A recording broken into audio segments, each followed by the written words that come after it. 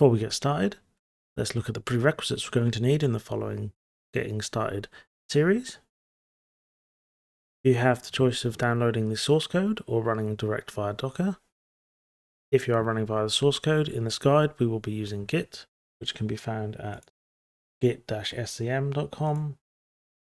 This is the recommended way to download Mockdoor via source code, so you get the full benefit of version control.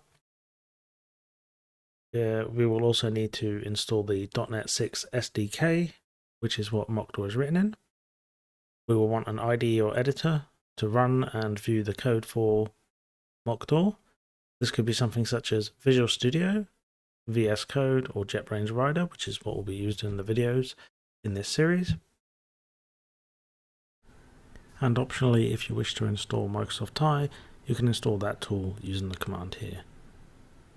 This is more useful for general development on multiple microservices, but can be used in this guide to get you started.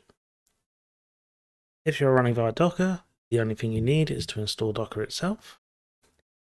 And optionally, if you wish to use the Thai tool, again, you can download this via the Microsoft Thai command. If you need to install Thai, you will also need to make sure you have a .NET Core SDK installed. We recommend installing 6, just in case you want to run the actual source code in the future. For this guide, we will be using the integrated SQLite database, but this is only really suitable for small scale or testing purposes.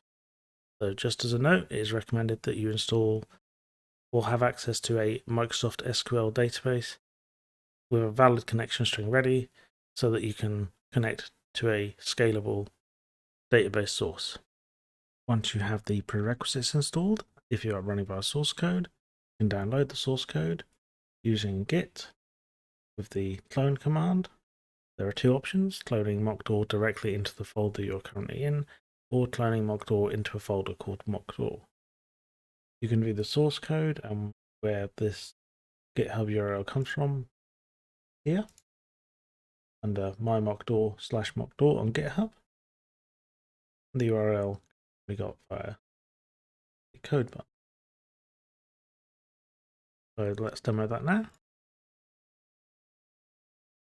If we go to our demo folder, we will see it is empty. We can now open up terminal and run one of the 2 commands. We copy this command. This will clone it down and then navigate into it. So we can see Git cloned down the folder, and then in the terminal we navigate into it.